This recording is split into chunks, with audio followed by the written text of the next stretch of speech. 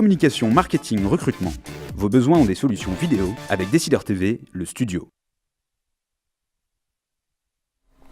Bonjour, bienvenue à tous pour ce nouveau Duplex Bourse. Lundi 10 mars 2014, comme tous les jours, on se connecte à la salle des marchés de Bourse Direct et notre expert Thomas Mont-Saint-Jean. Bonjour Thomas.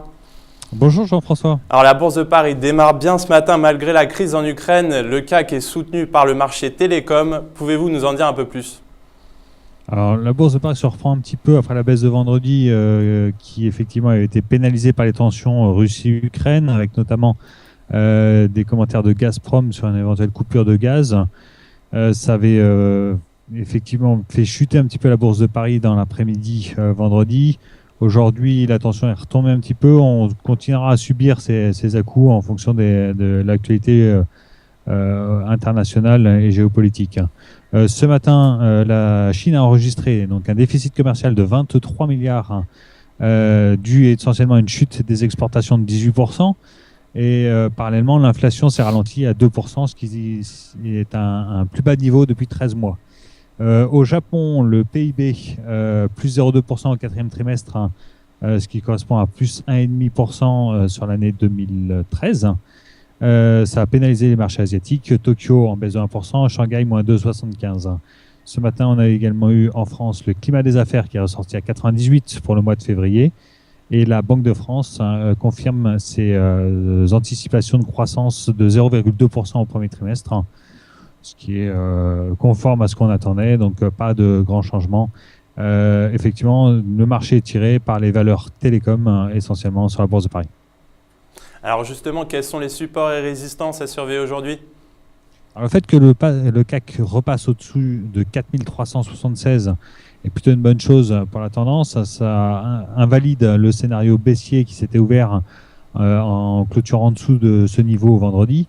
Les premières résistances donc qu'on teste 4400 avant une résistance à 4428 et 4445.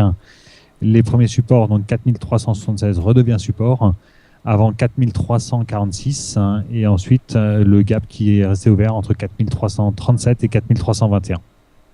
Alors les marchés sont prudents face aux chiffres décevants du commerce extérieur chinois et au conflit en Ukraine. Alors justement, quelles sont les valeurs à surveiller aujourd'hui ? Alors c'est vraiment le secteur télécom, internet et mobile qui est en haut de l'affiche. On a notamment Iliad qui ce matin, donc la maison mère de Free, qui a annoncé ses résultats avec un bénéfice net annuel de 265 millions d'euros, en hausse de 42%, mais surtout un accès à la rentabilité pour sa partie mobile, lancée donc il y a assez peu de temps. La partie mobile dégage un bénéfice d'exploitation de 114 millions d'euros contre une perte de 45 millions d'euros en 2012. On s'aperçoit donc que Free est devenu rentable dans le mobile et va a priori continuer sa rentabilité avec une augmentation des parts de marché. Parts de marché qui atteint aujourd'hui 12% avec 2,8 millions d'abonnés. Parallèlement, Iliad est rentré en négociation exclusive avec Bouygues pour racheter son réseau de 15 000 antennes donc à Bouygues Télécom, plus un portefeuille de fréquences. Cette opération se ferait sans recours à une augmentation de capital et donnera un petit peu plus d'indépendance à Free qui aujourd'hui fonctionne avec un certain nombre d'antennes de Orange en location. Donc cette opération serait conditionnée par l'achat de SFR de la part de Bouygues. Toutes les opérations s'entrecroisent et sont un petit peu liées dans cet environnement. Parallèlement, pour Bouygues, c'est une très bonne nouvelle puisque cet accord de cession donc, de son réseau lève un certain nombre d'incertitudes qui avaient lieu sur son offre sur la maison SFR. Ça aurait pu bloquer au niveau de l'autorité de la concurrence. Ça lève une partie des doutes. C'est une bonne opération pour Bouygues. Et à l'inverse, Numéricable, qui eux ne risquaient pas d'être bloqués par l'autorité de la concurrence, voient un petit peu leur offre sur SFR passer en deuxième position. Et du coup, le titre est vraiment pénalisé par 15% aujourd'hui en bourse sur Numéricable. C'est mal perçu par les investisseurs. Numéricable risque de rester seul. On se tourne maintenant pour finir vers Wall Street qui a clôturé à des niveaux records vendredi soir. Rassuré par un marché de l'emploi meilleur que prévu, Wall Street pourrait continuer sa belle hausse. malgré la crise en Ukraine. Alors, à quoi peut-on s'attendre cet après-midi, Thomas? Alors, les chiffres de l'emploi de vendredi ont été effectivement plutôt de bon augure, puisqu'on avait 175 000 créations d'emplois, là où on en attendait 150 000. Mais par ailleurs, le taux de chômage est remonté de 0,10% et est ressorti donc à 6,70 contre 6,60 attendus. Alors, c'est des chiffres un petit peu paradoxaux. Quelle sera donc la politique de la Fed par rapport aux injections de liquidités au regard des derniers chiffres du chômage?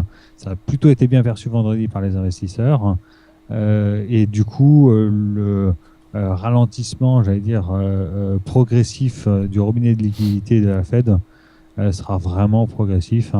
On ne voit pas de très forte amélioration non plus dans le taux de chômage qui lui permettrait de passer en dessous de 6,50% de façon très rapide. À noter que les États-Unis ont changé d'horaire le week-end dernier et du coup auront des horaires décalés de cotation, c'est-à-dire qu'ils ouvriront à 14h30 heure française pour fermer à 21h, et cela pendant une durée de 3 semaines, puisque l'Europe ne changera d'heure que dans 3 semaines.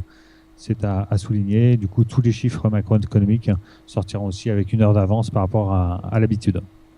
Eh bien, merci beaucoup Thomas pour toutes ces précisions. On se retrouve demain pour un nouveau duplex. Très bonne séance à tous et à demain.